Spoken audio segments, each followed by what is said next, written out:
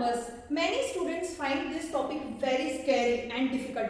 But trust me, after watching this video, you will find it very easy and interesting. Let's quickly start with the concept. So, as every language or everything has got some rules set, same way these Roman numbers also have got some rules, basic rules, correct? So, the first very basic rule is in Roman numbers, you do not have any notation for 0, okay? 0 cannot be represented in Roman numbers. Easy. Now, let's quickly move to the second rule. Now, there are some basic letters which you need to remember, and after that you would be able to form any number out of that, okay? So, first is I is nothing but 1, correct? Then comes is your V is 5. And then x, which is 10. Okay, we will see some more, but then little later. That I and x cannot repeat consecutively more than 3 times. Meaning that when I write down I 2 times means 2, 1 plus 1. If I write it down 3 times, it is 3. Then for 4, why don't I write it down 4 times? Why not 4 i's?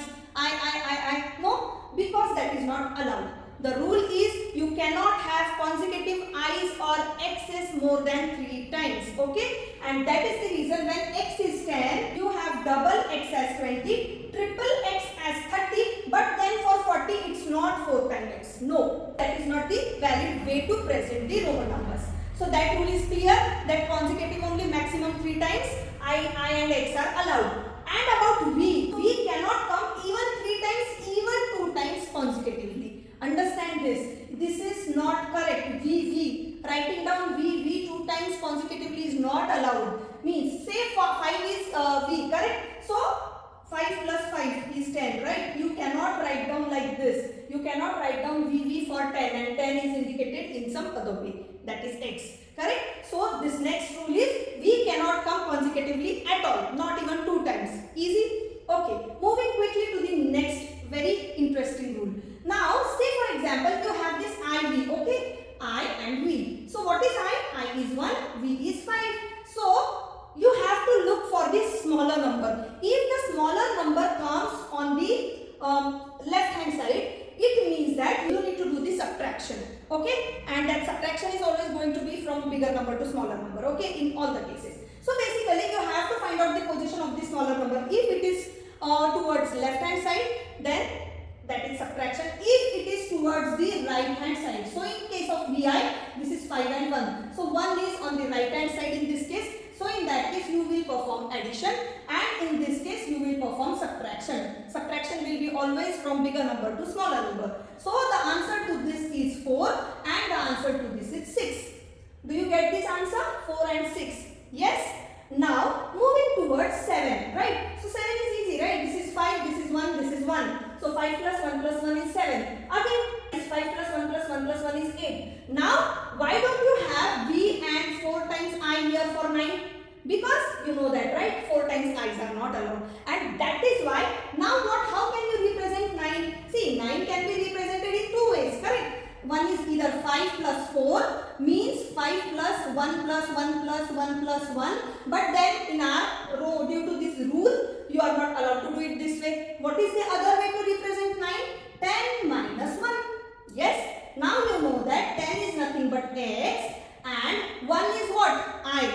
But as this is minus, you will write down this I before this bigger number or before this x. Okay. Now do it reverse way. So I is 1, x is 10. So now smaller number has come before, and that is why you will do the subtraction. Subtraction means this is 10 minus 1, which is 9. You got the answer. You are getting the logic, and that's it. Only these many rules are there to understand or to find out any Roman number.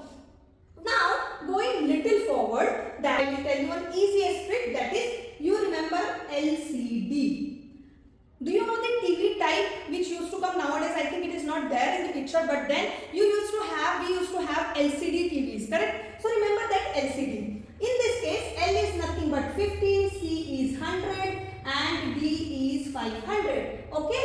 Now there is one more which is M. Okay. M. You can remember it like this only. Maths, we are learning maths, so M for maths. Okay. And that is nothing but your 1000. By using this, you can same way you can can apply these rules and you can find out any bigger number. Now, if you still have bigger numbers, like say for example 50,000, you want to represent say for example 50,000, 40,000 or some bigger numbers.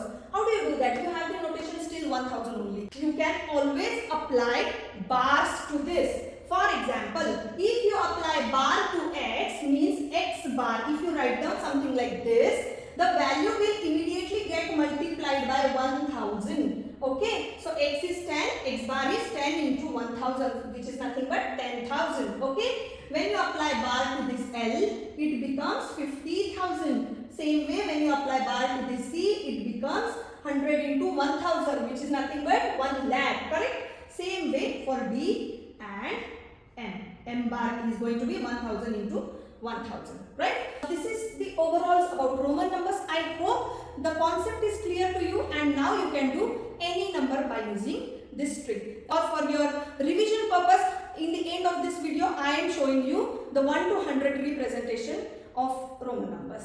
See you in the next video. Bye-bye.